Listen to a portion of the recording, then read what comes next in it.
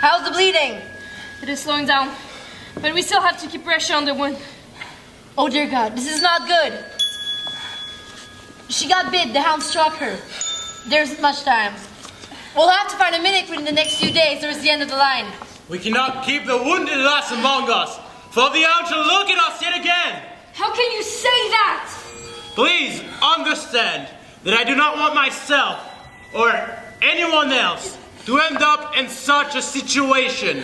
We must take heed of this incredible beast.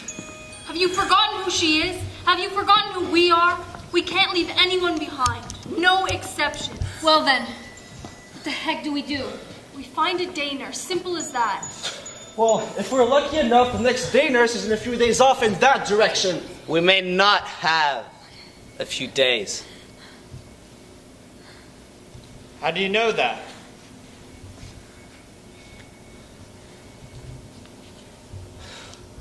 We're in the middle of nowhere, man.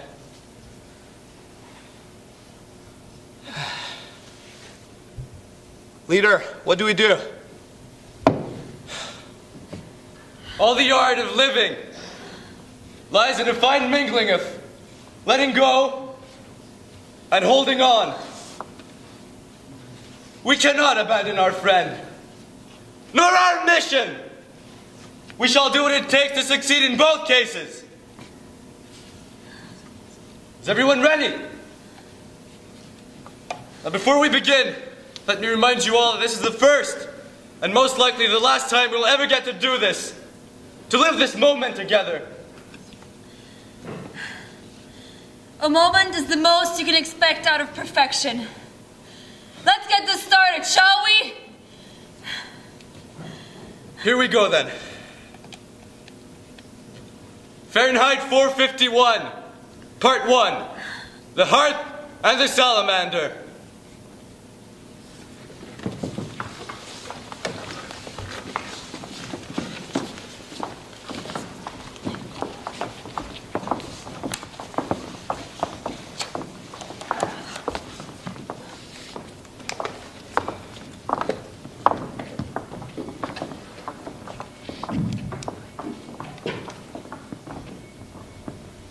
Books bombarded Montag's shoulders, his arms, his upturned face. A book landed, almost obediently, like a white pigeon in his arms, wings fluttering. In the dim wavering light, a page hung open, and it was like a snowy feather, the words delicately painted thereon. In all the Russian fervor, Montag had only an instant to read a line, but it blazed as if stamped there with fiery steel. And then, Montag's hand, closed like a mouth, crushed the book with wild devotion, with an insanity of mindlessness to his chest. Montag had done nothing. His hand had done it all. His hand, with a brain of its own, with a conscience and a curiosity in each trembling finger, had turned thief. Montag knew it was madness, suicide, but it was also a beginning.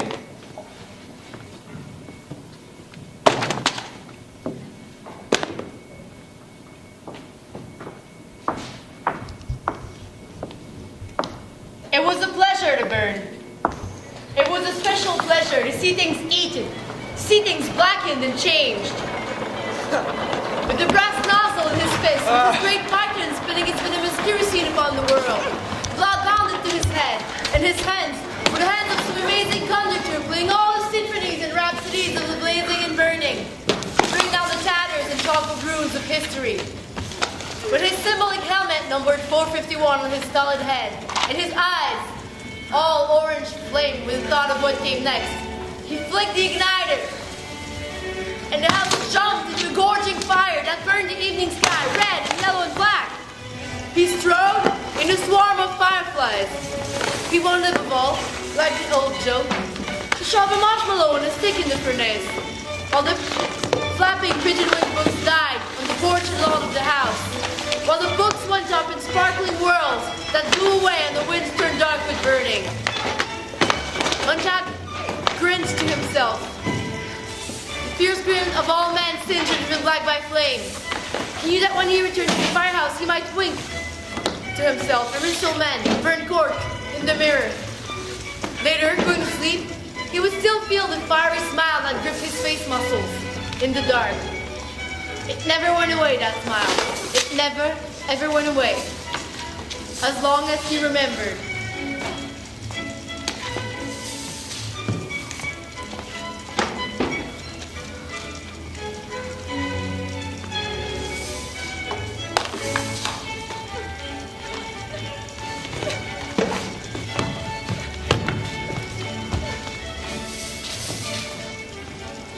Montag hung up his black beetle-colored helmet and shined it. He hung up his flame-proof jacket neatly and then, hands in pockets, whistling, walked out to the fire station and along the midnight street toward the corner, thinking little at all about nothing in particular. Before he reached the corner, however, he slowed, as if a wind had sprung up from nowhere, as if someone had called his name. The last few nights, I've had the most uncertain feelings about the sidewalk right around the corner, moving in the starlight towards my house. I had felt that a moment prior from making the turn, someone had been there. The air seemed charged with a special calm, as if someone had been waiting there, quietly, and just a moment before I came. Simply turned into a shadow and let him through. Perhaps my nose detected a faint perfume. Perhaps the skin on my hands, my face, felt the temperature rise at this one point, where a person standing might raise the immediate atmosphere 10 degrees for an instant. There was no understanding it. Each time I made the turn, I saw only the white, unused, buckling sidewalk, with perhaps, on one night, something vanishing, swiftly across the lawn, before I could even focus my eyes or speak. But now tonight, he came almost to a stop, his inner mind reaching out to turn the corner for him. I heard the faintest whisper. Breathing? Or was the atmosphere compressed merely by someone standing really quietly there, waiting? I made the turn. The leaves blew over the moonlight pavement in such a way as to make the girl who was walking there seem fizzed to a sliding walk, letting the motion of the wind and leaves carry her forward. Her face was a slender milk white, a kind of tireless hunger that touched over everything with a gentle curiosity. It was a look almost of pale surprise. Her dark eyes were so fixed to the world that no move escaped them. Her dress was white, and it whispered. He almost thought he heard the motion of her hands as she walked, and the infinitely small sound now. The white stir of her face turning when she discovered she was a moment away from a man who stood in the middle of the pavement, waiting. The trees overhead made a great sound of letting down the dry rain.